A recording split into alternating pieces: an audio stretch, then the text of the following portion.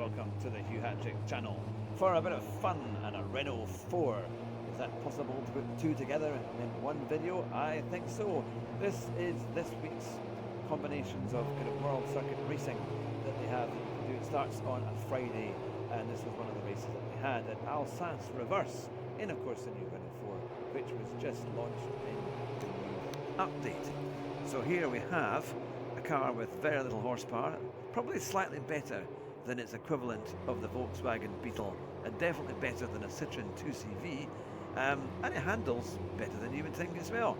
So here we go, we're going around Alsace, and I'll show you some of the highlights and what happens when you never ever give up, even when it looks like everything is long and gone. Let's get started. As you can see, I was coming up the field, and it wasn't long before we were up into 5th place and then battling for 4th. The only change I made to my car was to put on racing soft tyres.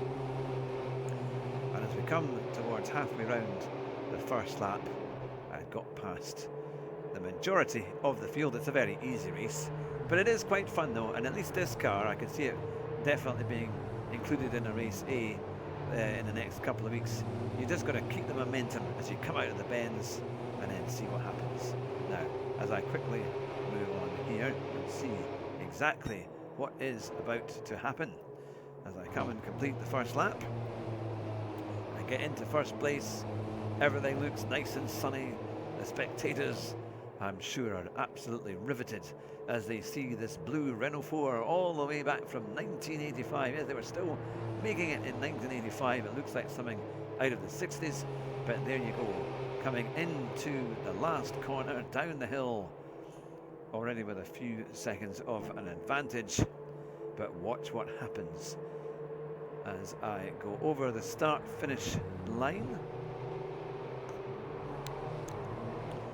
Here we are. It all looks good. Cutting a little bit of grass there. Over the line we go to start the final lap. We're coming into the corner now. Now I go over to the left, try and hit the right, but I go over and over, and now we are stuck back in. We went right the way down to 3rd place, and we had to start again. So we were back in 4th place with about an 8-second gap at this point.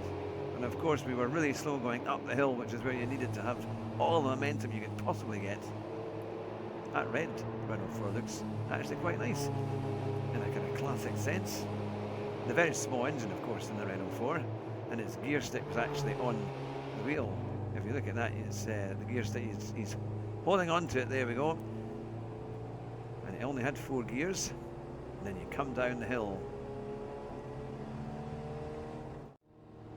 But we managed to catch up with the top 2, and it wasn't long before we were back in front. The key thing is keeping your momentum.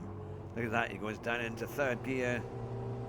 It was such a strange gearbox. I've never actually driven a Renault 4.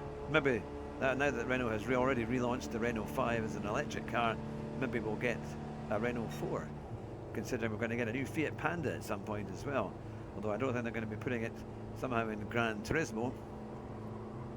This would have been one of the last Renault 4s made.